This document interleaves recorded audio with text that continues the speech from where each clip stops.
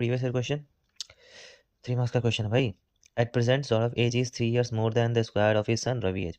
कह रहा है कि सौरभ जो कि पिता है उसका एज उसके बेटे के एज के स्क्वायर से 3 ज़्यादा है। तो हम रवि की एज को मान लेते हैं कि आर, तो सौरभ का एज क्या हो जाएगा, उसके बेटे के एज यानी आर का स्क्वायर प्लस 3। उसके बाद बोला रवि, जब रवि बड़ा हो जाता है, when Ravi grows to his father, जब रवि उसके पापा का एज का हो जाता है। देखो क्या हो रहा है कि हम लोग जब नॉर्मल क्वेश्चन को बना रहे होते हैं, जैसे कि 1 मार्क्स या 2 मार्क्स के ऐसे ले लो, तो हमें एज बताया जाता है कि 10 साल बाद, आफ्टर 10 years इनकी एज ये हो गई, आफ्टर 20 years इनकी एज हो गई। लेकिन यहाँ पे क्या कर रहा है कि हमारे लिए टाइम जो है वो भी एक इक्वेशन दे दिया है।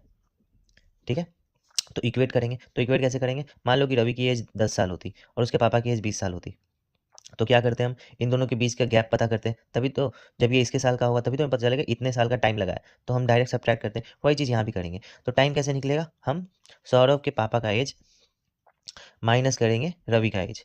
तो सौरभ के पापा का एज कितना है, 3 + r² माइनस आर। तो ये हमारा क्या है, ये हमारा टाइम है और कुछ नहीं, ये हमारा टाइम है। इस चीज़ में बहुत लोग कंफ्यूज कर रहे हैं, लेकिन कंफ्यूज नहीं करना, ये हमारा टाइम है, 3 + r² माइनस आर। अब ये मत बोला कि सर आर नहीं एक्स लेके चलिए। तो चलो अब सौरभ की प्रेजेंट एज छोड़ो, फ्यूचर एज होगी ना वो। फ्यूचर एज क्या हो जाएगी, जो उसकी पहले एज थी, यानी कि उसकी पहले एज क्या है भाई, उसकी पहले एज है 3 + r²।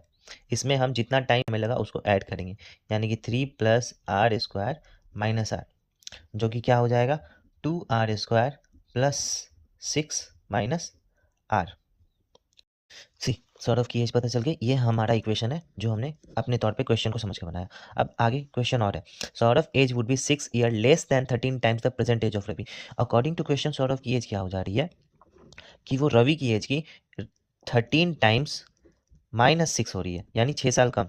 तो हम क्या करेंगे, इस इक्वेशन को इक्वेट करेंगे हमारे जो हमने इक्वेशन लाया, क्योंकि एज तो भाई चेंज नहीं होगी ना, जो है वही रहेगी। 13 - 13r - 6, इसको हमने सॉल्व किया तो हमारे पास क्या आया, 2r² माइनस 14r प्लस 12।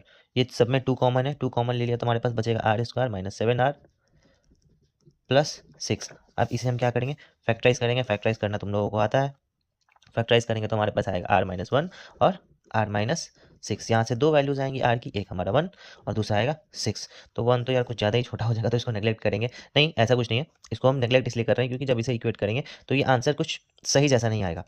तो हम r इज इक्वल टू क्या लेंगे, 6। जब रवि की एज हमें पता चल गई तो सौरभ की एज क्या है भाई, 3 + r², यानी कि 3 + 6 का स्क्वायर, जो कि हो जाएगा 3 + 36 इज इक्वल टू 39। सौरभ की एज 39।